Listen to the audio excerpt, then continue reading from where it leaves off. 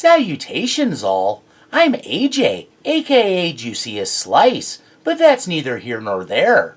On April 19th of 2025, I attended Crypticon special screening of Sleepaway Camp, Scary Movie, and Victor Crowley, with awesome celebrity guests in attendance, namely Felissa Rose, aka Angela from Sleepaway Camp, and Dave Sheridan, aka Doofy from Scary Movie, not to mention their numerous other roles. It was a terrific time, and I was able to record the celebrity intros and Q&As, and I figured I'd share. So without further ado, here's Felissa. Alright, you can applaud.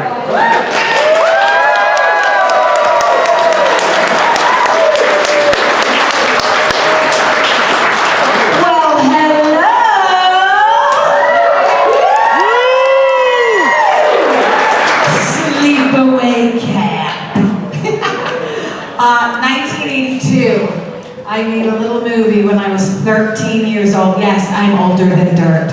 And it was honestly the greatest experience of my life.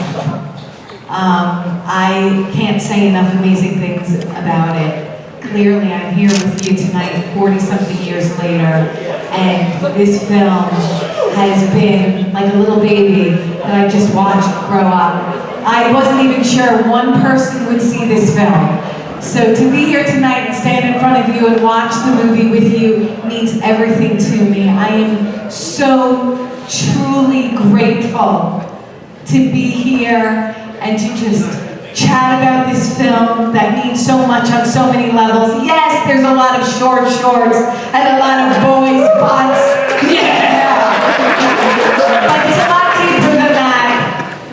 And, you know, at a lot of these screenings, I love chatting about how important it is for all of us to be genuine to ourselves, to be authentic, to be kind with one another. We need that now more than ever in this world. And I know it's a funny thing to say as we watch Sleepaway Camp, but I hope that you think about that and it resonates with all of you, because I truly love all of you for being here and sharing this with me.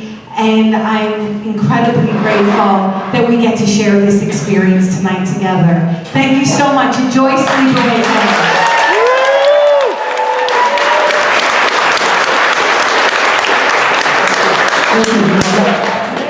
All right, just before we start, I just want to thank Rail Werks for letting us come out here and invade your space. And a special thanks for this Crypticon event. Make sure you guys check the website for the upcoming details. And if you guys are having fun, we want to do this again. So make sure you keep checking out the website and see what we're doing next.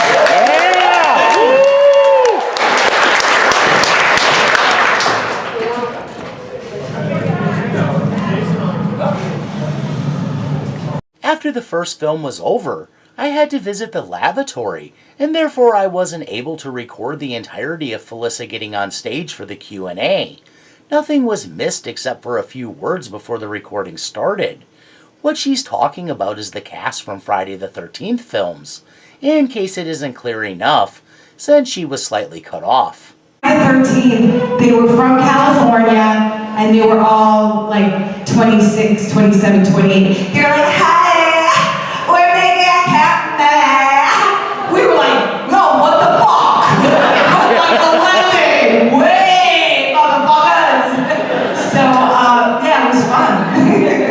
We were just little shitty New York kids who got cast in this movie. Most of us were acting for the first time, and it was a blast. It was like the greatest. It was like being at Sleepaway Camp, you know? We just all packed a bag and made out with each other and stayed in a motel and drank a lot of beer. And that was Sleepaway Camp. It was so fun. I was in love with Jonathan Tiersten, who played Ricky. We dated for like 12 hours. And I was legit like totally in love with him. And my little heart was broken because he was like, hey, you know what, like, I don't think it's working. I don't think it's working out. Because he wanted to date one of the volleyball girls. Yeah. It's lost. Fuck yeah. No, it was a good time. It was the best time of my life. It all ended there. That was it. So another question I have, before I get you guys going here, when you were asked to star in this film and you got the script, what did you think? Were you like, page 1, 2, 3? I was supposedly starring in this. When do I start? Well, first of all, I was 12 when I got the part, and I had to go sit in some agent's office and read the script. I was the only one with the entire script, all of the pages, the last page. So I sat there and I read page 1, and then I read page 2, and I read all the way through page 99, and I went, oh my God, this is so cute. I really like this movie. I thought it was original and fun, and I knew it was going to be very camp-oriented, where we go swimming and kayaking and volleyball, and it was just an amazing experience. Every single moment was fun. It looked like it. I mean, it came across through the film, like to all of us. Does anybody out there got questions? How long did it take to make it? It took about 6 weeks. We were in cold upstate New York, freezing. And it was like, I think we started mid-September. I was in 8th grade, so I missed the first 2 months of 8th grade. It was mid-September until like the end of October. And as you can see, when the boys are swimming, that was like the last night of filming, when they do the bare butt skinny dipping scene. Shrinkage. And so their asses were cold. That smoke coming off the water was legit. It was really freezing. And So they weren't just screaming because they were having fun. No, they were like, help me! My penis! That was cold. It was really cold. That's great. There's a question right there. So, obsessive fans like myself theorized that there was a second killer that was potentially going to be part of the film. Is there any truth to that? Did Robert Tillich ever have a second killer plan? Because your character doesn't like water. Yet Kenny is killed in the water, so obsessive fans like myself theorized that possibly Ricky was probably going to be the second killer that maybe revealed the truth. So, I'm satisfied at Die Hard can share your love. I absolutely can. Well, thank you so much. Thank you to all of you for remembering the film. I greatly appreciate it. No, the script was entirely like, it's just Angela. And I mean, the truth is, I don't think she wanted to go in the water because she didn't want anyone to see her bulge. So, you know, that was the main reason why there was no swimming for her, no shower. You know what I mean? But I think Jonathan Tiersten through the years really wanted to like, act like he was motherfucking killer. Killer cocksuckers! And there was one, and they did use his hands for all of the killing because my hands were so small and they didn't want to use them because it would immediately give away the fact that it was me doing that. And no, he was also in the long shot, the body shot, so I think people started to theorize when they saw that. When I think it was Shout Factory that came out with the Blu-ray, it was like, oh my God, we can see that it's not really Angela, it looks like it's Ricky's body. But all through the script, he does die in the original script. Ricky dies. So it's like, I have my script, I just pulled it out recently, and when Mel is pounding on him, it says Ricky's dead. But then when they decided to do Return to Sleepaway Camp, Robert Hiltzik started thinking about doing a sequel while we were filming. He's like, I think I'm going to keep him alive. So that was the only difference. Yeah, of course. Thank you. I thought we had another question somewhere. Right there. Yes. Hi, Asher. Asher, why don't you come on up? Okay. Come on up. Everyone give a round of applause to my friend Asher. My bestie.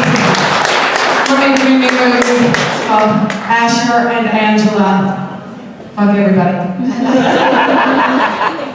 So I have a pretty interesting question that I thought about what I wanted to ask you.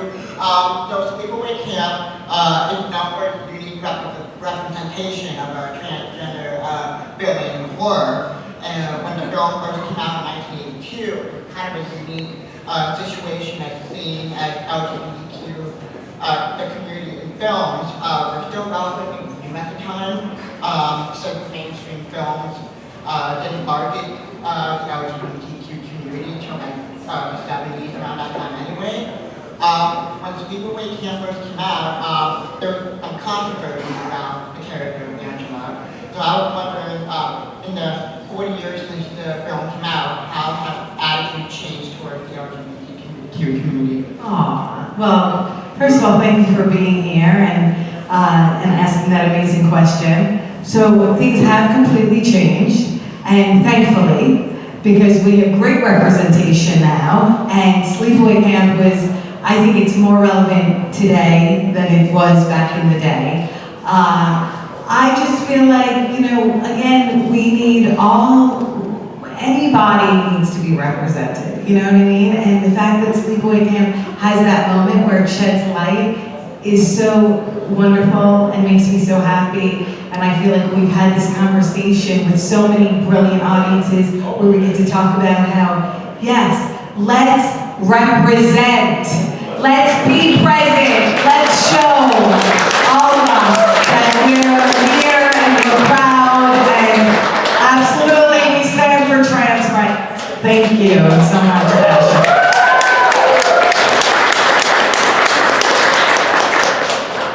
It's so important. Thank you. Great question. Ashley, that was a great question. Thank you. Any other hands up? All right, back there. So I have a question. In that final scene when it's revealed, you're a boy, how does that face come about? Is that iconic face where you're like, Yes, how did you get the face? The question was, how did you get that face? And also, how long did you have to hold it? Well, Robert Hiltzik, the director, was the creator of whatever he wanted, and certainly that face was something he decided. So when they chose to make a mask of my face and put it on an 18-year-old boy, I had to sit under latex and make the mold. So Ed French, the special effects artist, made the mold of my face, and I did have to sit there like this for a long time. And then once the mold was made, they did put it on this young kid who they chose in upstate New York. And he was walking around college campus, and they said, "Hey, yo, you want $250 to pose naked in a horror movie?" And he was like, "Yeah." And that night he wore the mask and shaved his body and drank a bottle of Jack Daniels and cried. it's your face mask? So they made the mask of my face and put it on a young boy. So the close-ups are my face, but the long shots are a mask on a boy's body. Yeah, I'm like, hang on, it's gonna make this. That would be cool. Like, no, I want to meet him. I wish he would come out to conventions. That would be super. He'll come out. He's the star of the film. So. Stone penis. Get your autograph signed by Stone Penis. Yeah, can we get the photo op in costume, please? Take a lot of calls. We like that. Yeah, question over there. Speaking of the Hi, Deanna. do you have the mask or who has the mask? No, the mask was so thin because it had to lay over the boy's face that it was like a potato chip, and the director took it home with him, and it disintegrated very quickly. So. I'm curious, I didn't make stuff like that. Yeah. So it's kind of interesting to me to find out if some of those things survive over the years, because some seem to and some don't. Absolutely, I would love. I know Dave Sheridan has his mask from Scary Movie, the original ghost face mask. Oh, wow. So, and he's kept it in perfect mint condition, but no, I don't have a mask, so I just have to use this. Still got it. Thank you.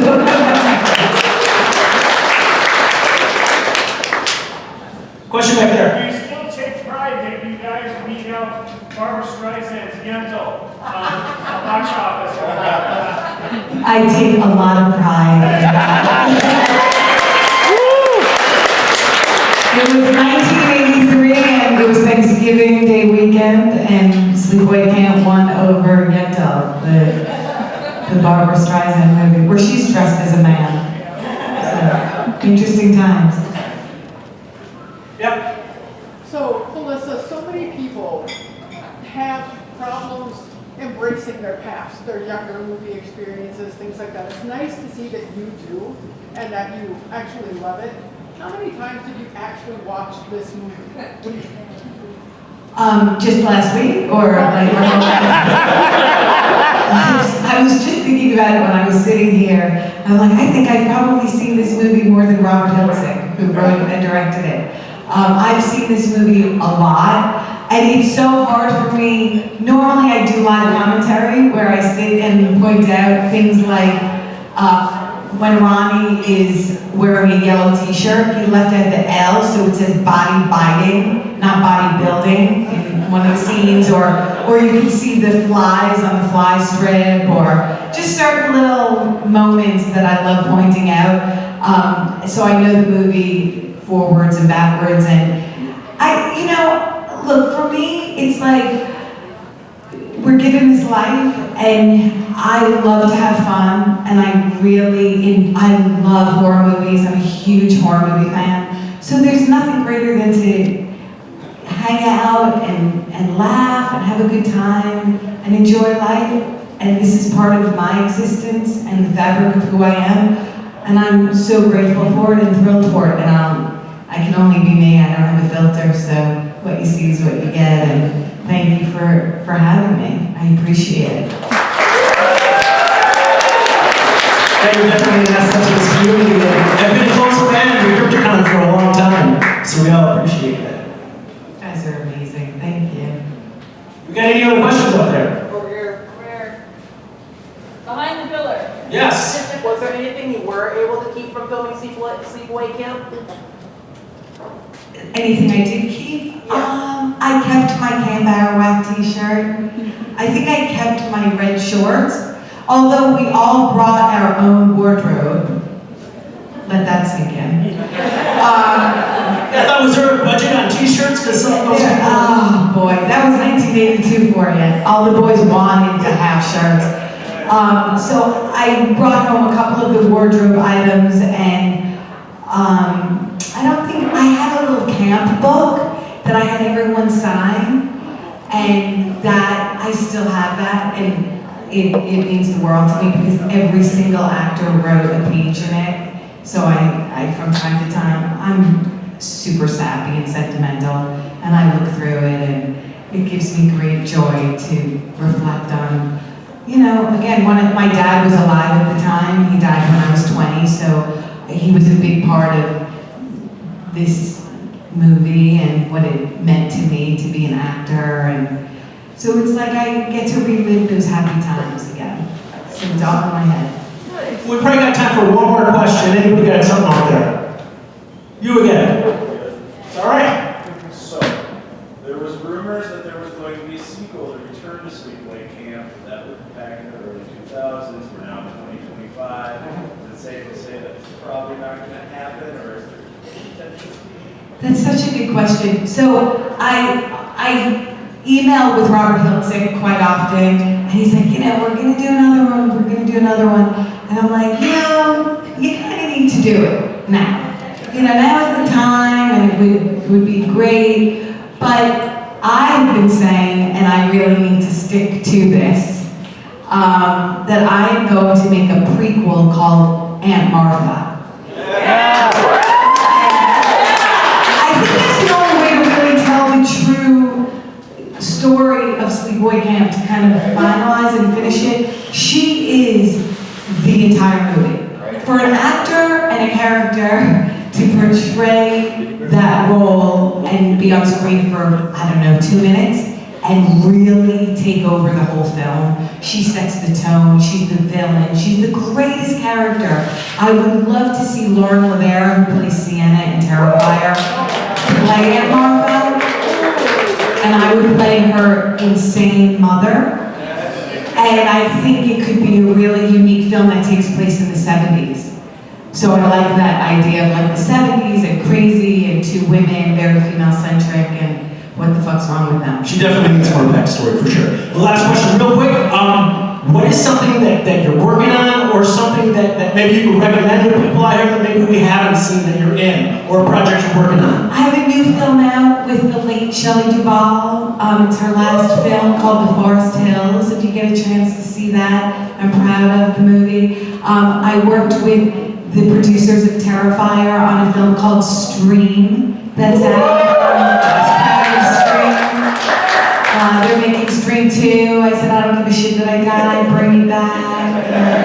A whole bunch of movies that are coming out, so I usually put it on my Instagram, and it's just fun. Awesome. Thank you, everybody. Thank you. Felissa Rose for being here. Thank you all for like hanging out with me today. Thank you.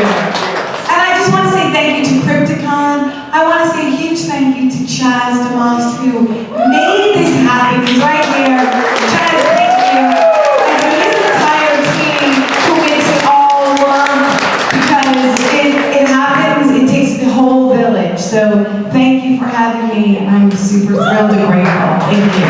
And with that point there, if you want to join our team and have fun and get to do stuff like this, we have sign-ups in the back for volunteers if anybody's interested on that. I thought I'd put... Sign up. It's super fun. Yes, scary movies coming up next. Dave Sheridan.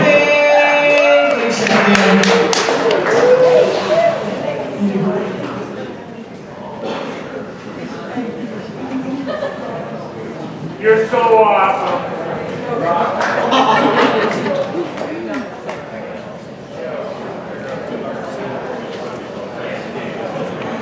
With autographs and photos going on throughout, Sleepaway Camp ran into Scary Movie, so Dave didn't actually introduce the film, which you'll see he didn't fail to notice.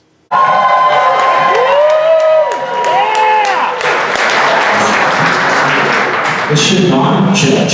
Hear me? Alright. I'm in the house. I was supposed to introduce him. Hey, who wants to see Scary Movie? That's it? Yeah, go for it. Yay. That was fun. It still holds up. We're about to shoot another one in the fall. It's gonna go back to this and just be like a continuation of this.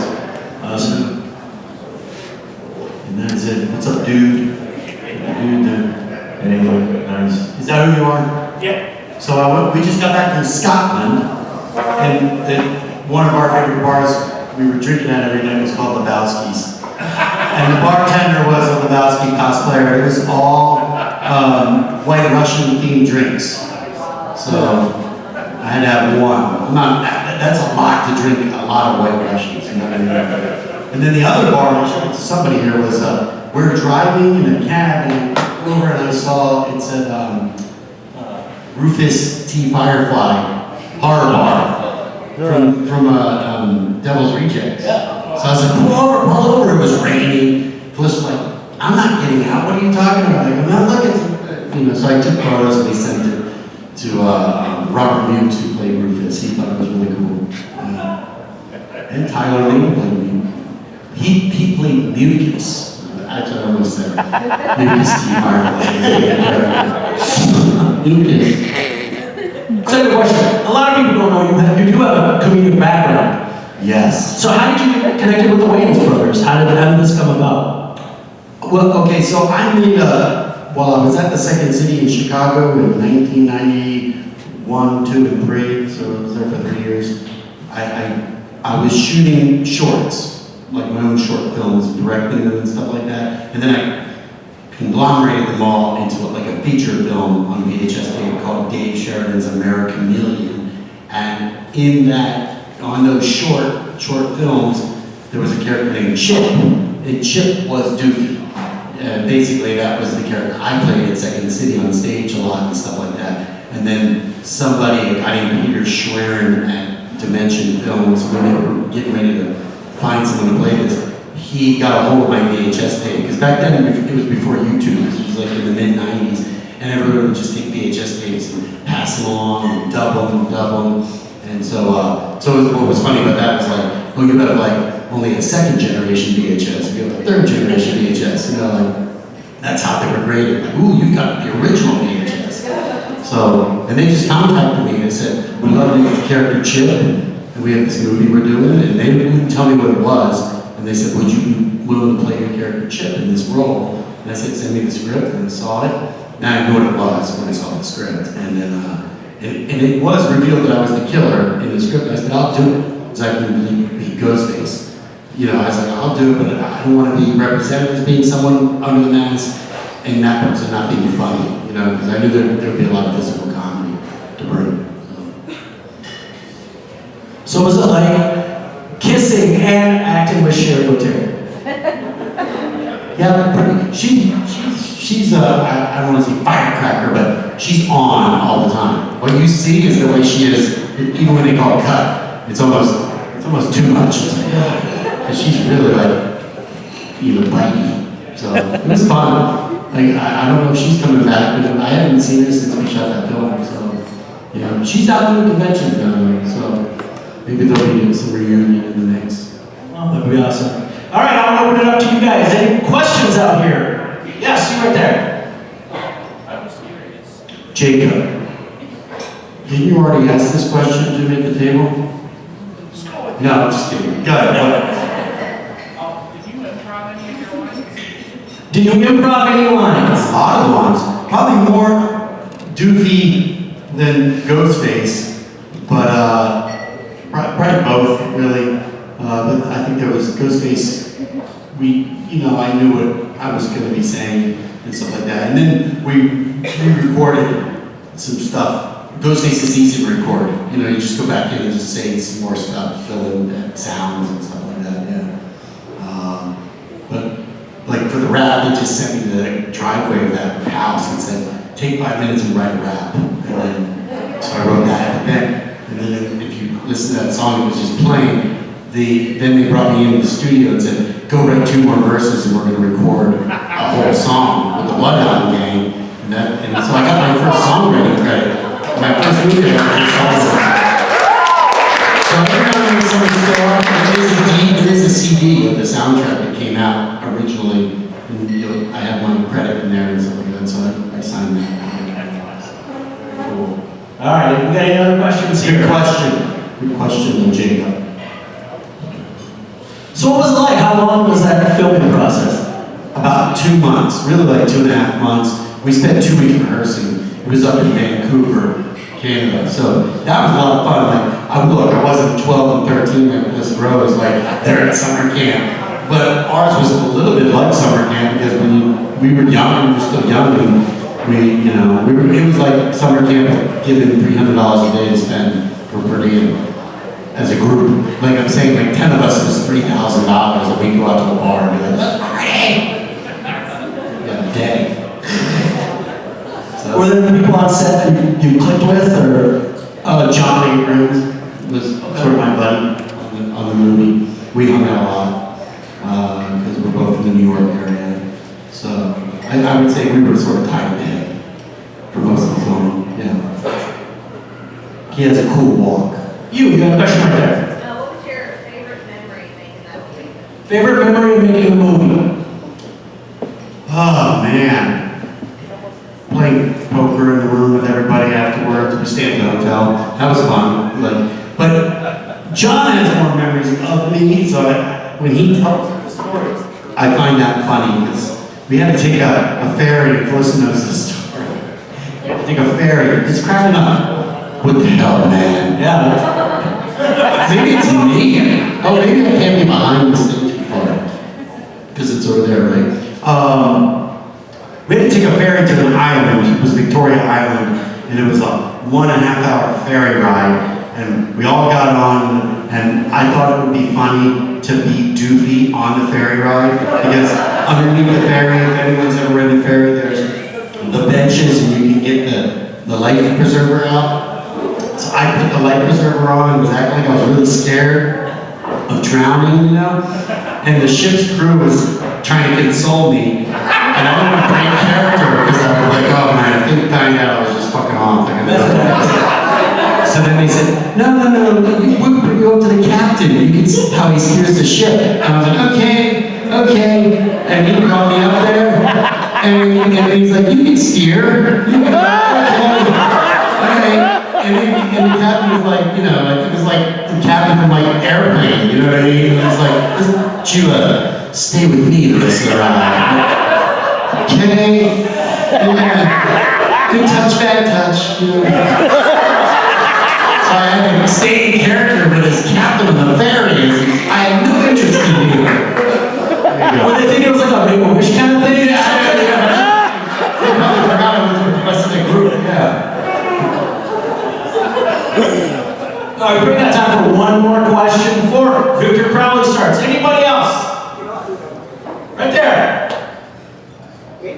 Yeah, you do it. And then him. Yeah, we'll check. How much of the movie were you actually in the Ghostface costume versus another actor just doing it? That's a great question.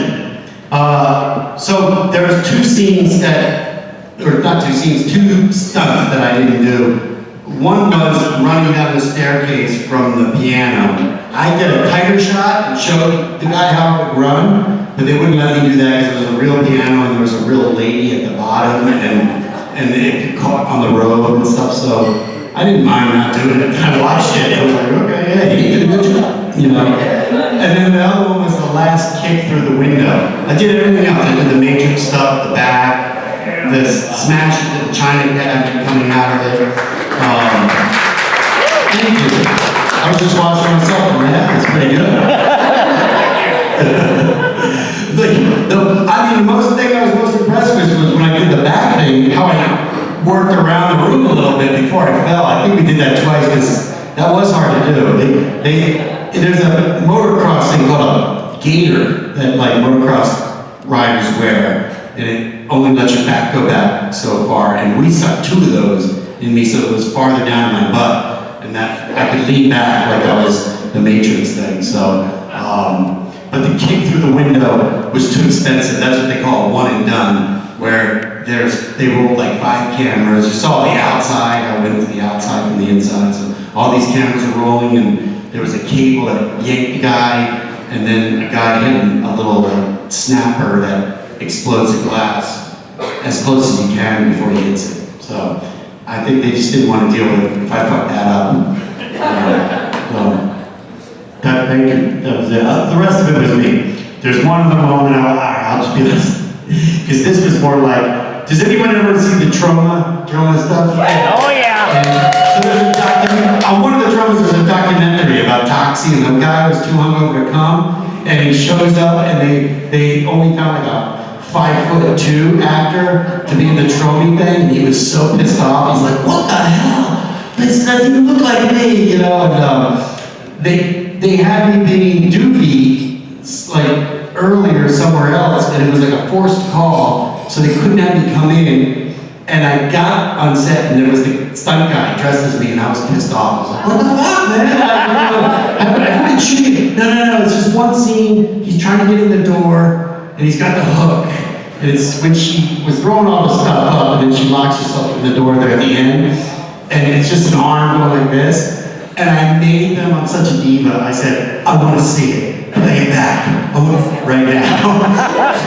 Okay, it's your first fucking film, Sheridan, you know, like.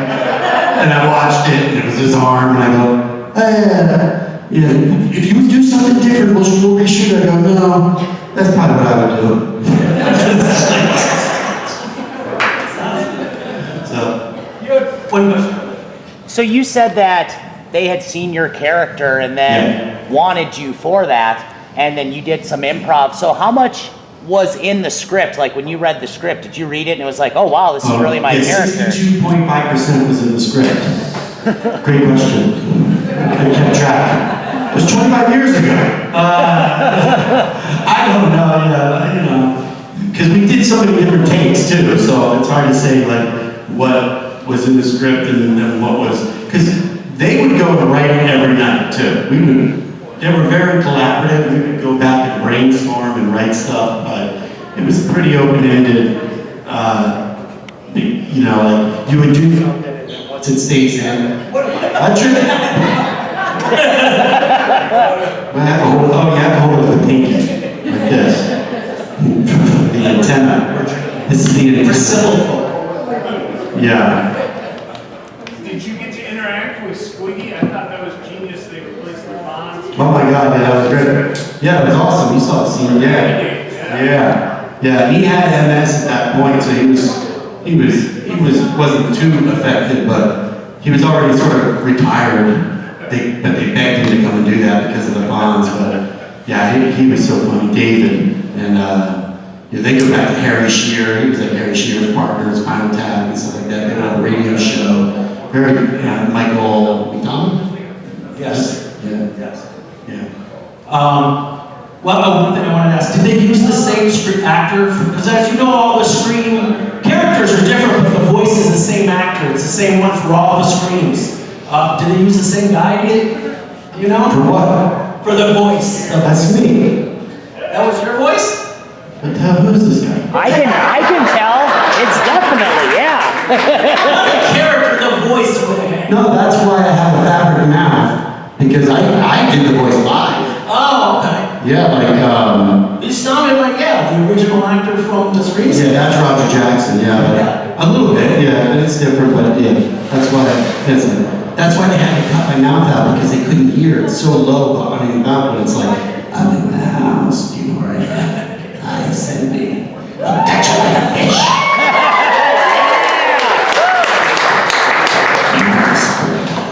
Nice breasts. So the last question I like to ask everyone is there something that maybe we could check out, or maybe something you're working on, or something that you have worked on that we should all see? If you like other comedies, there's a movie called Windy City Heat that I did. Does anyone know that film? There you go. That's why I should say. Go check it out. If you can dig that up, it's a deep dive. A lot of great people in it though. Really funny movie. I won't say anything about it. And then Scream Test. Some of you. That's one of the films I've done with Felissa Rose. That's a really cool film. What else? Is there another one? That we've done? Yeah, or just in general. Camp Twilight. Camp Twilight. Yeah, I know the film. They should watch. White Space. White Space is probably on Netflix. It's like a Moby Dick meets The Shining and the aliens set in space. It's pretty cool. So it's like a sci-fi movie that then turns into a horror movie. Awesome. Yeah. Well, thank you for coming. Thank you for your time.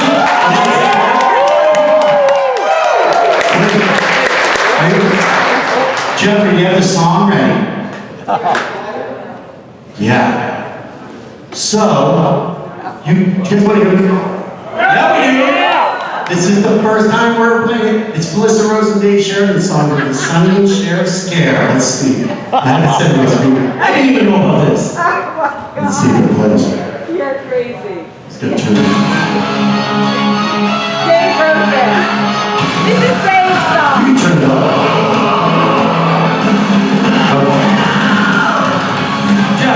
Jeff, can you turn it up? Nice job.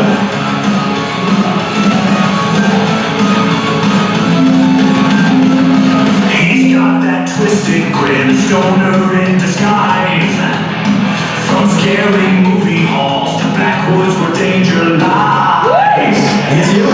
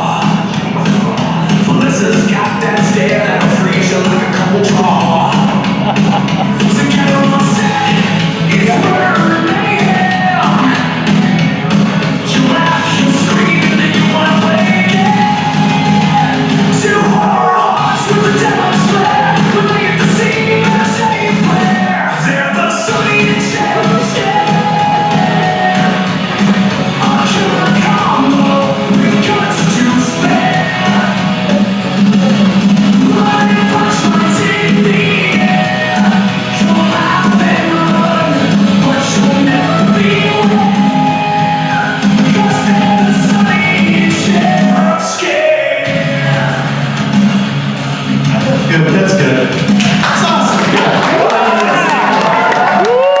I just wanted to give you a sample of it. It reminded me of a thing. So there's Bloody Summer Camp. Has anybody seen that one? Much. Why? Because we just shot a new one. Yeah, with Joe Bloody Summer Bob Camp too. With Joe Bob Yes. And I think this one's even funnier than the first one. But watch the first one first, obviously. And then, yeah. That's going to be a good one. Yeah, we gotta check that out.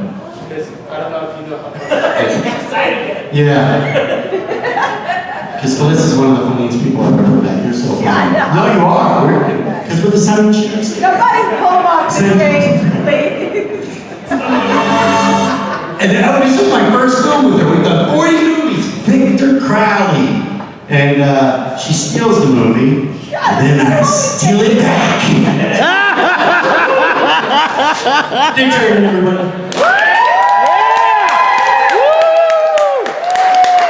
Next up, I want to bring up Kiki from 2D-Con, which is an awesome convention as well.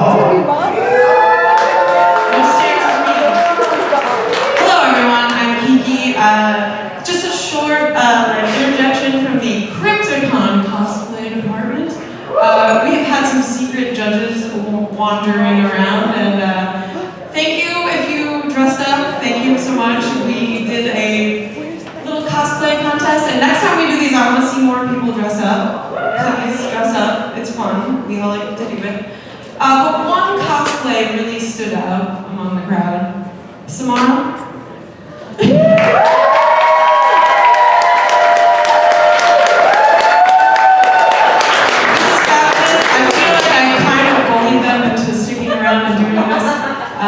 You are the winner. You win a free ticket to Crypticon. Head there, talk to I don't know. I just had like a little stirred up, threw it around the yard, and shit on that. And it's kind of like wig, and yeah, I just love the movie. It's perfect. It turned out great. Round of applause.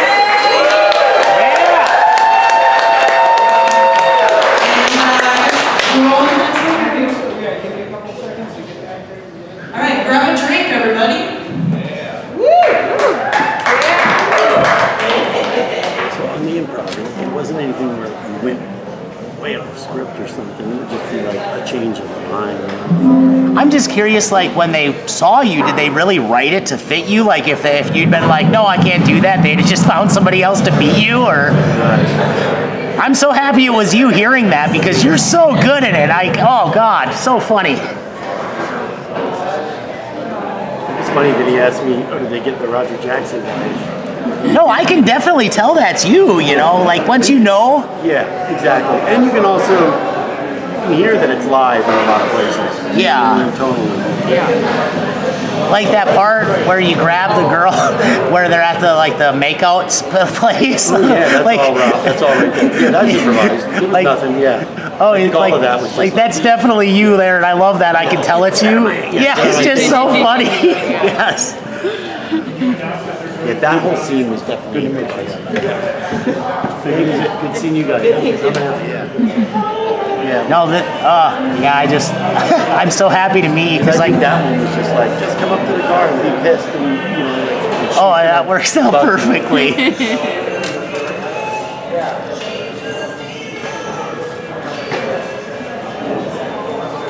What's great about this one is you're both hilarious in this movie. Dave and Felissa, and then they're going to do an impossible photo-ops. So that should be fun. Thanks again to Rail Werks. The food is awesome. Hey, can you do me a favor? Can you send me a copy of all the stuff that you're recording? Yes, I most certainly can. Yes. I'm all over the Facebook page and stuff now, so. Yeah, I'd like to share it all over the place. So. Yeah, that's awesome. Yeah, I really wanted to have it, you know, because it's so cool. We'll see you at either KC or at Minnesota here. So, yeah. We'll get that movie started here. Holy shit! Well, there you go. This was a stellar event, and I want to thank the fine folks at Crypticon for putting it on, as well as Felissa and Dave for coming. Although Dave was great, I think I failed to impress Doofy. That's the juiciest slice. Yeah, not. As for Angela, you can decide for yourself.